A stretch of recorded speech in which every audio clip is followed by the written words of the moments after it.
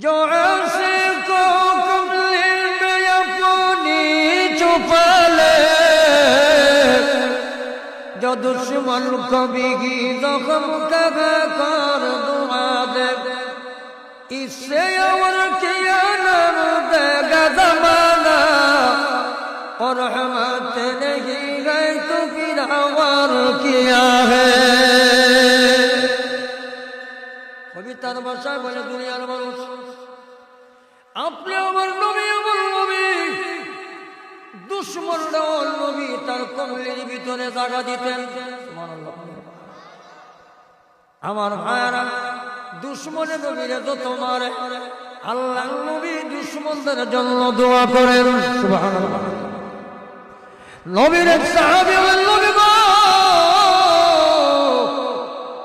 মক্কার কাফেররা আপনাকে এত দুঃখ দেয়, এত কষ্ট দেয়, ওগো নবীজি আপনাকে রক্তে রঞ্জিত করে ফেলেছে, আপনি কি বদলা দিতে পারেন না?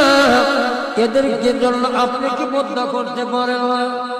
আল্লাহর রাসূল বলেন, সাহাবীরা রে, আমি গজব নিয়ে আগমন করি নাই, আমি রহমত নিয়ে আগমন করেছি। দেখেন, দুশ্মনে মারে, নবীজি দোয়া করে, আর দুশ্মনে নবীজি কমলের ভিতরে জায়গা দেয়। উম্মে জামিল নামে একটা মহিলা, বড় বজ্জাত একটা মহিলা ছিল। এমন মহিলা বর্তমান যুগে নাই বলতেই চলে। এমন বড় জঘন্য একটা মহিলা ছিল, যেই নবীজির শরীর মুবারকের মধ্যে মশা এবং মাছি বসা হারাম। ওই নবীজির চেহারা মুবারকের মধ্যে, শরীর মুবারকের মধ্যে ময়লা আবর্জনা টুকাইয়া সংগ্রহ কইরা আমার নবীজির গায়ের মধ্যে দিত। নাউজুবিল্লাহ। আল্লাহর নবী সাহাবায়ে কেরামকে বলে, সাহাবীরা, উম্মে জামিলকে রাস্তায় হওয়া যায় না, উম্মে জামিলকে দেখা যায় না, কই গেল? সাহাবীরা ডাক দিয়ে বলে, নবী গো, এই মহিলাটা বেমার, বেমারের কারণে আপনার রাস্তায় দাঁড়াইতে পারে না, ময়লা দিতে পারে না, আবর্জনা তো দিতে পারে না। আপনি আমার নবী কেমন মহান চরিত্রের অধিকারী নবী। আল্লাহর নবী আবু বকরকে ডাক দিয়ে বলে, আবু বকর,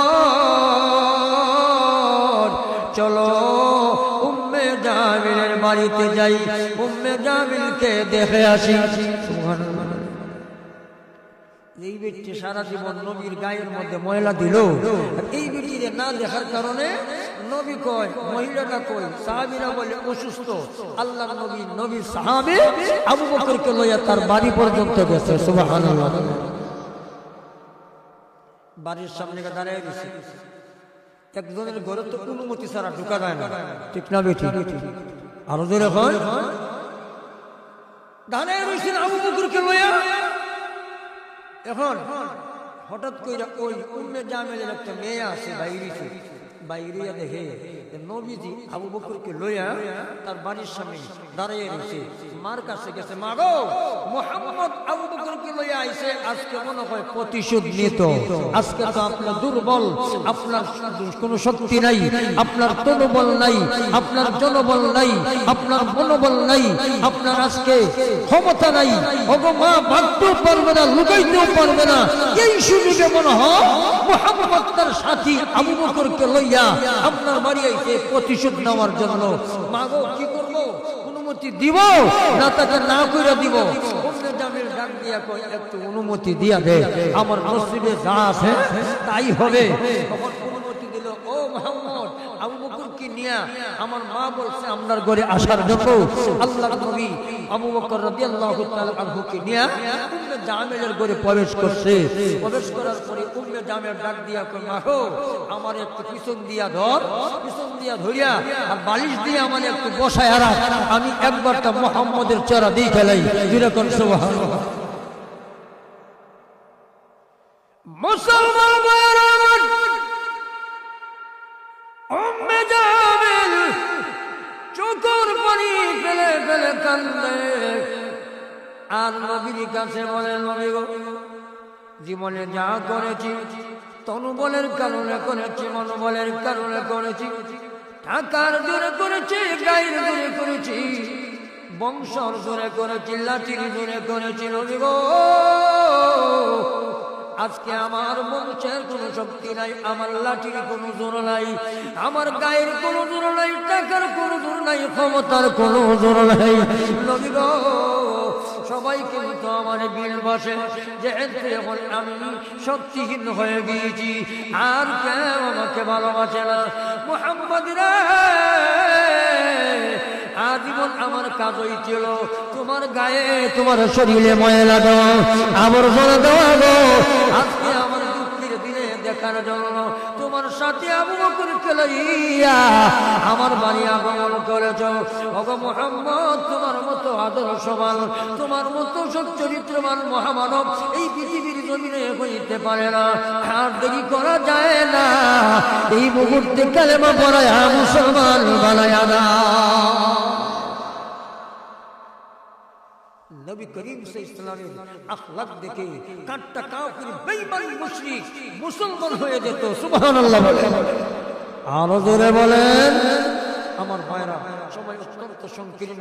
ও মুসলমান ভাইরা, এই মাদ্রাসা যে কওমি মাদ্রাসা আমরা করেছি, এই কওমি মাদ্রাসা হলো দারুল উলুম দেওবন্দের শাখা। জোরে বলেন ঠিক না ঠিক? আরো জোরে বলেন ঠিক না ঠিক? এই মাদ্রাসার মধ্যে নবীর আদর্শ শিক্ষা দেওয়া হয়, ঠিক না ঠিক? আরো জোরে বলেন।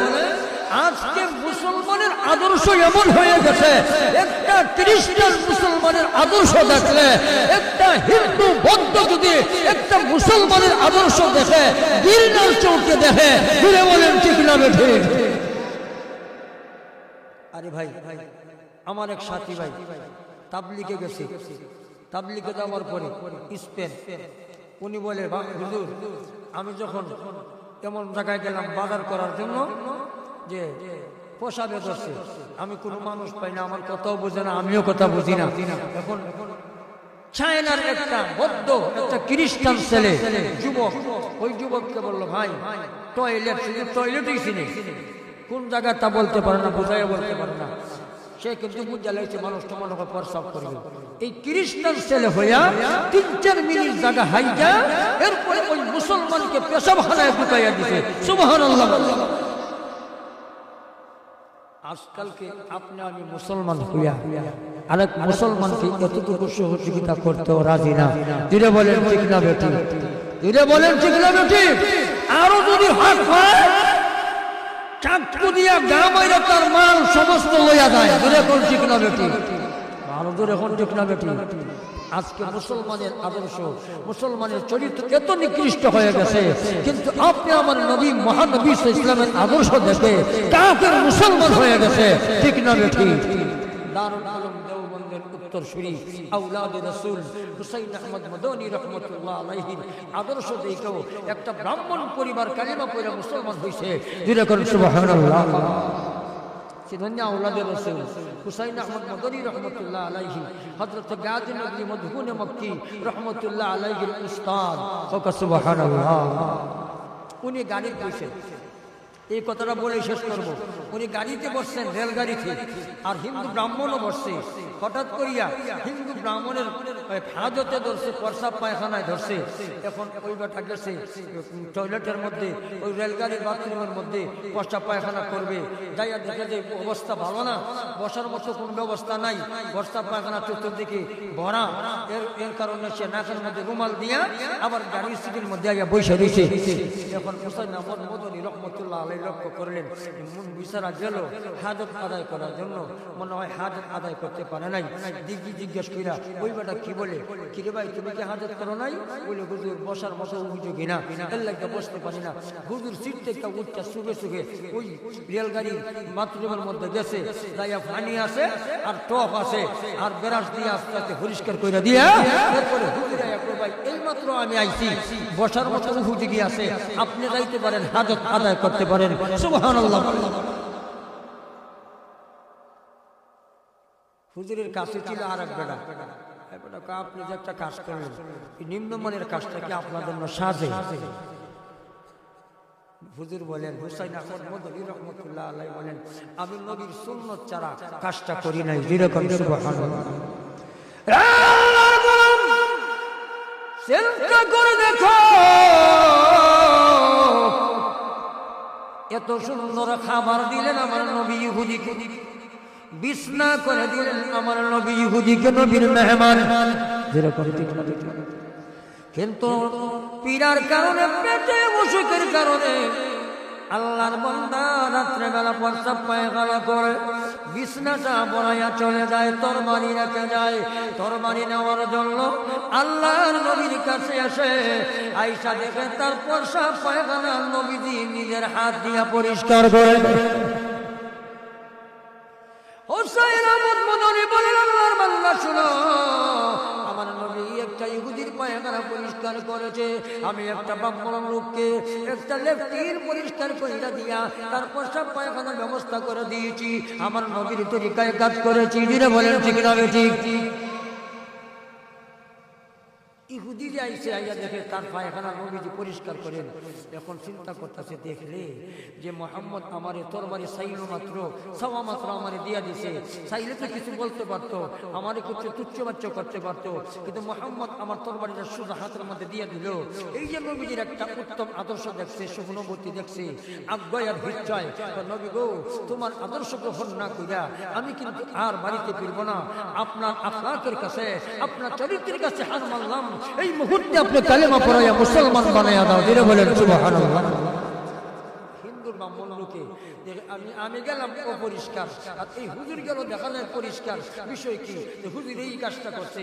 হিন্দু ব্রাহ্মণ তার হাজত আদায় করে আইসা এইবারে বলতে থাকে, হুজুর তোমার মধ্যে যদি এমন আদর্শ থাকতে পারে, না জানি তোমার নবীর কাছে কি আদর্শ ছিল। যেরকম সুবহানাল্লাহ, আরো যিনি বলেন সুবহানাল্লাহ।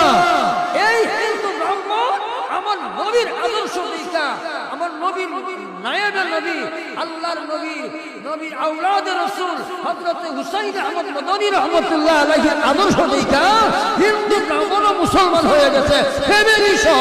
সুবহানাল্লাহ। এই আদর্শ শিক্ষা দেওয়া হয় এই মাদ্রাসায়, ঠিক না বেটি? আরো দূরে এখন ঠিক না বেটি? আদব শিক্ষা দেওয়া হয়, ঠিক না বেটি? আরো দূরে এখন ঠিক না বেটি? এই মাদ্রাসা যদি থাকে না, এই বাংলাদেশের মধ্যে, এই বাংলাদেশের মধ্যে মানবতা থাকবে না, ঠিক না বেটি? আরো দূরে বলেন ঠিক না বেটি? মানবতা শিক্ষা দেয়, পরিপূর্ণ একজন মানুষ কিভাবে গঠন করা যায়, এই পরিপূর্ণ মানুষ গঠন করার ব্যবস্থা করে এই কওমি মাদ্রাসা। জুড়ে বলেন ঠিক না বেটি? আমার ভাইয়েরা দেখেন যে কি সুন্দর শিক্ষা দেওয়া হয়। প্রস্রাব করতে গেলে কিভাবে প্রস্রাব করতে হবে, প্রস্রাবে ঢুকলে কিভাবে ঢুকতে হবে, বাহির হলে কেমনে বাহির হতে হবে, মসজিদে ঢুকলে কেমনে ঢুকতে হবে, মসজিদ থেকে বাহির হইলে কেমনে বাহির হইতে হবে, এইগুলো, এই নিয়মগুলো এই কওমি মাদ্রাসা শিক্ষা দেওয়া হয়। জুড়ে বলেন ঠিক না বেটি? আমার ভাইয়েরা এক মুসলমানে আরেক মুসলমানকে কেমনে দিবে, নবীর তরিকার সালাম, এই সালাম পর্যন্ত এই মাদ্রাসা শিক্ষা দেওয়া হয়। ফিরে বলেন ঠিক না বেঠি? আমরা তো অনেকে সালামও জানি না। যেরকম ঠিক না বেঠি? সালাম আলাইকুম, ওই সিনি সালাম যেরকম না। ও বেওয়াই সাহেব আসসালামু আলাইকুম, লম্বা করে দিছি, ঠিকই আছে, আসসালামু আলাইকুম। তুমি মরি যাও গা, তুমি কি হও?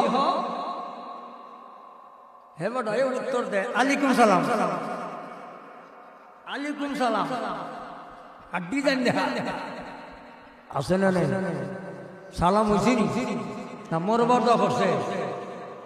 এই মাদ্রাসায় নুরানি শিক্ষকদের মাধ্যমে শিক্ষা দেওয়া হয় সালামের তরিকা, নিয়ম।